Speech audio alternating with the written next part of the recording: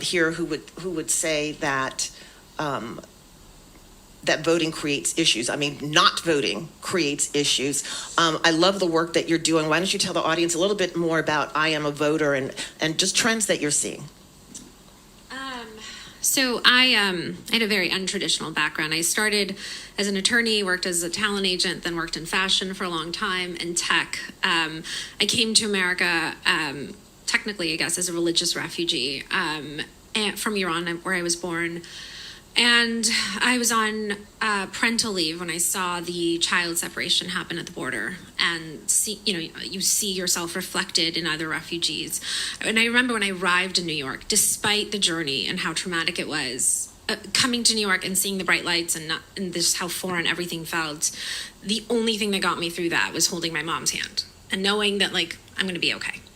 To see yourself in these families, to know that we took children away from their parents, that we lost children, we orphaned children, we honestly treat luggage better than we treated those children, was horrifying. And I got on a plane, I went to Tornillo, Texas, which is where the first camp was, and I just needed to see it. You know, one of the weirdest things that happens in the media is this narrative that about immigrants, because I've always believed immigrants are the most patriotic people in America. Like, I always was told that America saved my life. We had flags everywhere.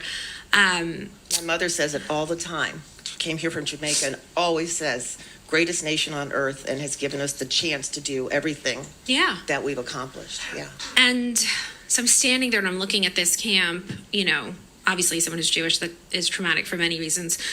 And I just was like, something is broken. Like, we've lost something, to your point earlier. And I didn't know what to do. I just knew that I had all these skills and I was advising all these companies and I had helped build so many brands.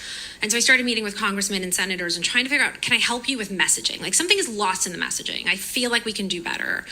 And everyone said we needed higher voter turnout. And I was like, that can't be hard. I mean, we sell 6 mascaras a year to people and make them think their lives are going to change. How many Marvel movies do we launch? Like, how can it be so hard to get people excited about something? And I realized we hadn't put in that effort to bring people into the fold. I feel this way a lot of the times as I engage with DC, right? Like, we don't do a great job of communicating to people in a way that they understand. We use these big acronyms. They don't make sense. We stand up and we share these 10-point policy plans without being like, hey, by the way, that means you pay less for this medication and call this phone number. You know, doing the work so people feel included in the process, so they understand what is happening for them, like that government works for them. Like, we see so much dysfunction.